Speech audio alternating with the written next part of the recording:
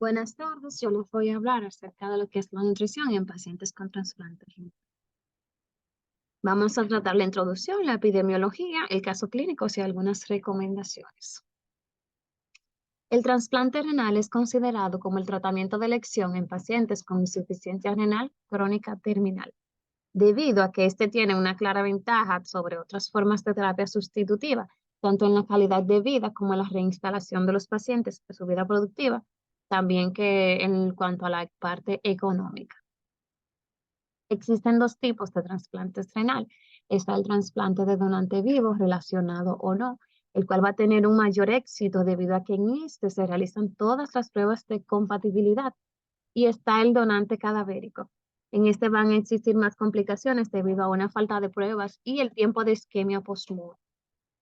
En cuanto a la prevalencia de la enfermedad renal es una enfermedad, es un problema de salud a nivel global.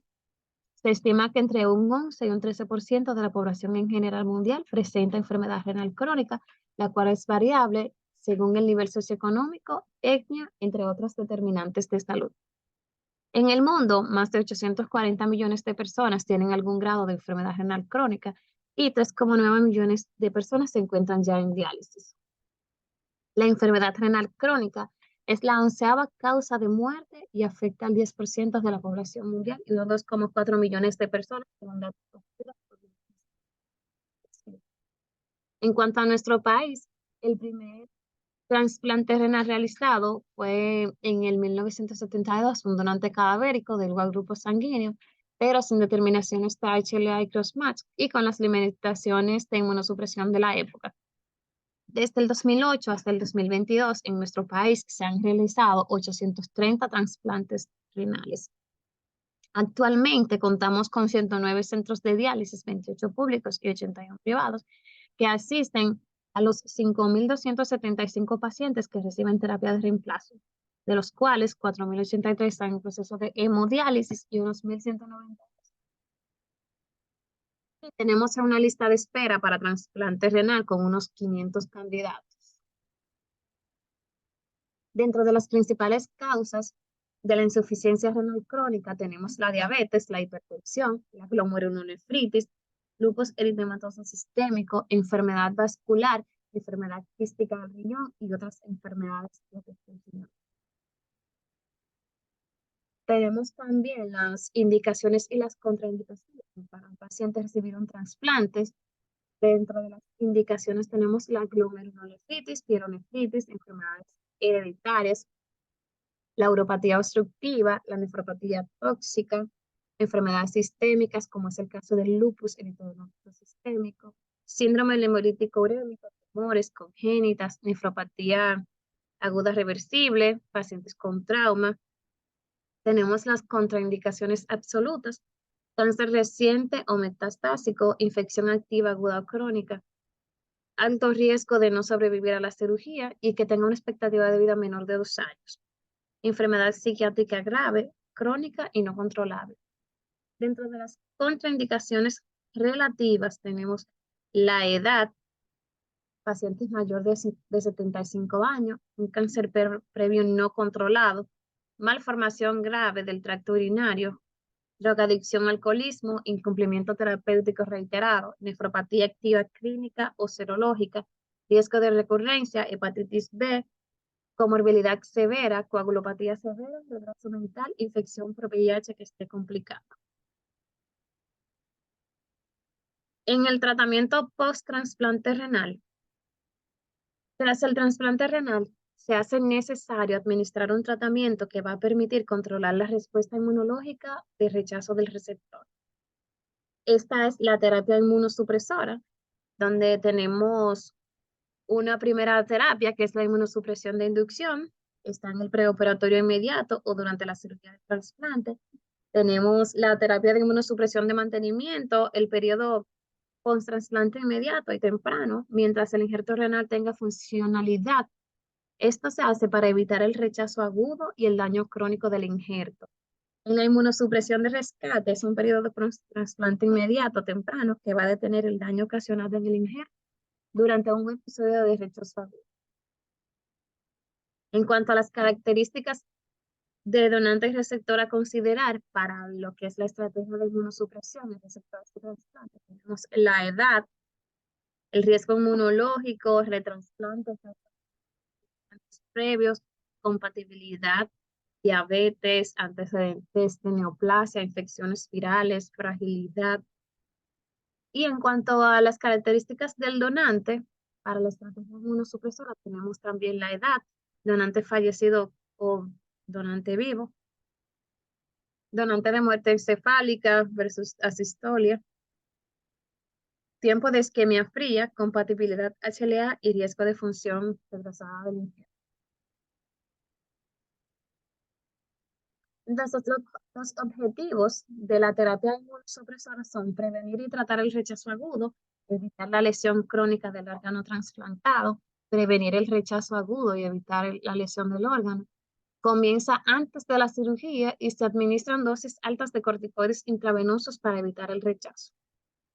Estos son algunos de los fármacos que están indicados en la terapia inmunosupresora del trasplante renal. Y es necesario conocer que la enfermedad renal crónica va a traer consigo muchas complicaciones metabólicas y por consiguiente es indispensable el trasplante con el fin de corregirlas y asimismo mejorar la calidad de vida de ellos. En cuanto al manejo nutricional, los pacientes requieren un seguimiento estrecho del trasplante, ya que reciben regímenes inmunosupresores, como vimos, complejos, que lo hacen susceptible a infecciones, tumores malignos y enfermedades cardiovasculares, como la enfermedad cerebrovascular.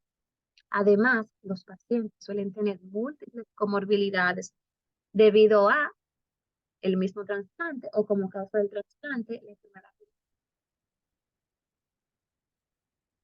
Entonces, en este caso, vamos a realizar una valoración del estado nutricional para prevenir o tratar la malnutrición. Eso está en el pretransplante. Los pacientes obesos deberán lograr, ya que la obesidad aumenta el riesgo quirúrgico, predispone a mayores infecciones, retrasa la cicatrización de heridas y aumenta los días de hospitalización. También induce las complicaciones como diabetes. En el periodo trasplante inmediato empieza con la cirugía y abarca las primeras 4 a 6 semanas del internamiento. Cabe destacar que en esta etapa vamos a tener lo que es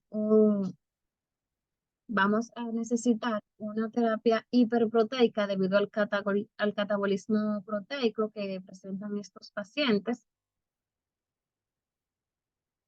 Y en el periodo post-trasplante tardío va a comenzar a los 40 días de la cirugía, luego de la alta hospitalaria, cuando se estabiliza la función renal y se disminuye la dosis de corticoides. En este periodo pueden aparecer complicaciones como rechazo del injerto y o metabólicas por la medicación inmunosupresora del mismo.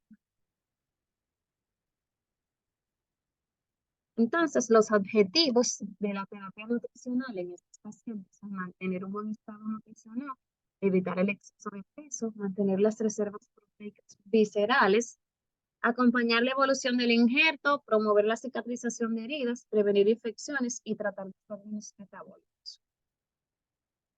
En cuanto a la energía, tenemos que en el trasplante inmediato, se le pueden indicar a los pacientes de 35 kilocalorías por día.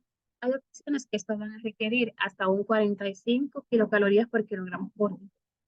En cuanto a las proteínas, se indica un plan hiperproteico que permita minimizar el catabolismo, prevenir el balance nitrogenado negativo, aumentar la masa muscular.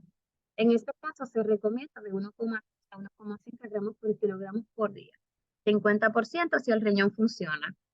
En cuanto a los lípidos, se debe recurrir a la grasa para compensar el aporte calórico, aunque a estos pacientes van a tener una hipercolesterolemia secundaria por el mismo estrés y por la misma cirugía de trasplante.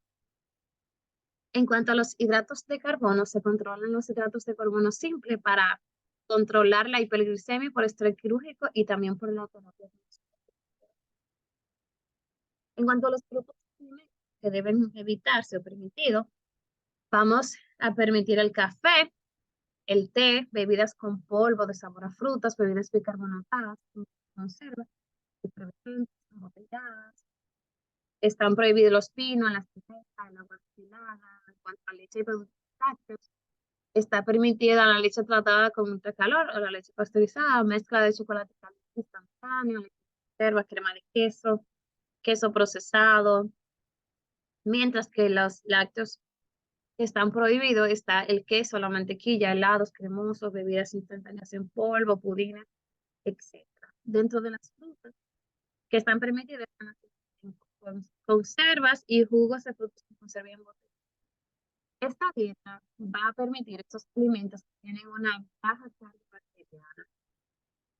En cuanto a los cereales que están permitidos, están las papas, el puré de papa, el arroz, las pastas, entre otros, el pan, el bistec. Hay otros que se deben, no es que están totalmente prohibidos, pero sí se deben restringir un poco en los pasteles, como son las carnes, todo tipo de sopas deshidratadas están permitidas. Las sopas que están prohibidas son las caseras, comerciales, refrigeradas y son posibles. En cuanto a los condimentos, está permitido la mostaza, el jugo de limón, la sal, aunque la sal va a estar restringida dependiendo si el paciente tiene un antecedente de hipertensión y también dependiendo de la uremia del paciente. En cuanto a los postres, están prohibidos porque no podemos elevar lo que es la glicemia. Como les dije anteriormente, el sodio se debe administrar 2.300 miligramos al día, según la Organización Mundial de la Salud. Este va a depender de la diuresis y los acontecimientos. Los objetivos de la dieta son alcanzar o mantener un estado nutricional adecuado, evitar la ganancia de peso, prevenir la hiperfiltración glomerular, minimizar los efectos colaterales de la medicación inmunosupresora. Esta es la manera en que vamos a distribuir la energía, 20 a 30 kilocalorías por kilogramo por día. Hidratos de carbono 50 al 60 del valor calórico total, las grasas 25 al 30 del valor calórico total y las proteínas de 0,1 gramos por kilogramo por día. Esto es en el trasplante tardío. Aquí tenemos otro esquema de lo que son las recomendaciones nutricionales post-trasplantes renales. En cuanto a la energía, 30-35 en un trasplante inmediato. Hidratos de carbono debe corresponder al 50% del valor calórico total. Las proteínas 1 hasta 2, dependiendo de cada paciente. Los lípidos del 30 al 40%. Y así la suplementación puede ser indicada para controlación de la actividad. Se debe restringir el consumo de líquidos por el mismo problema subyacente que tienen los pacientes de la lesión renal.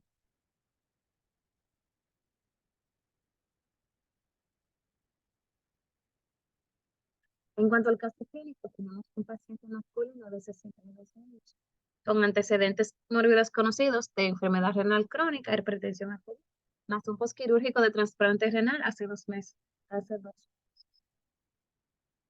En cuanto a las medidas antropométricas, peso actual 64 kilogramos, talla 5 para un índice de masa corporal de 20.2 kilogramos por metros cuadrados. En el diagnóstico del posquirúrgico de trasplante renal cardíaco, el paciente está eunutrido actualmente. En cuanto a los cálculos de la energía, le vamos a dar kilocalorías por kilogramos de peso para un valor energético total de 1.909 kilocalorías por día. En la distribución de los macronutrientes, lo vamos a distribuir de la siguiente manera: 18% proteína, 20% lípidos y un 62% hidratos de carbono. En cuanto a la distribución de los nutrientes por día, vamos a administrar 2 porciones de leche descremada, 5 de carnes bajas en grasa, 2 moderadas en grasa, 8 porciones de cereales, 4 de verduras, 8 frutas y 3 peces. Esto va a tener una adecuación En cuanto a las proteínas, un 104%, lípidos 101%, y hidratos de carbono 96%.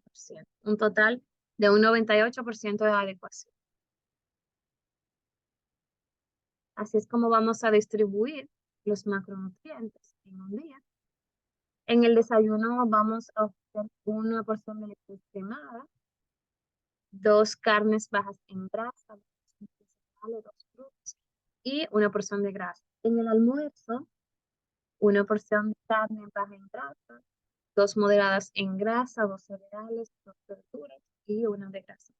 En cuanto a las meriendas, vamos a dividir las 2 meriendas en una porción de leche descremada, 2 porciones de cereales y 6 frutas.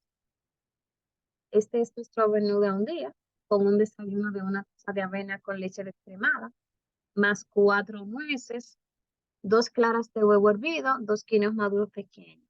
La primera merienda, a las 10 de la mañana, dieta tostada con un vaso de jugo de 4 naranjas pequeñas. En cuanto al almuerzo, tenemos una taza de verduras cocidas con una cucharada de aceite de oliva, 3 onzas de hígado de pollo y una taza de arroz claro. La segunda merienda, un yogur griego de 4 onzas, una taza de fresas frescas. Y en cuanto a la cena, tenemos un omelette con 2 huevos, una taza de vegetales y unas piezas de pan.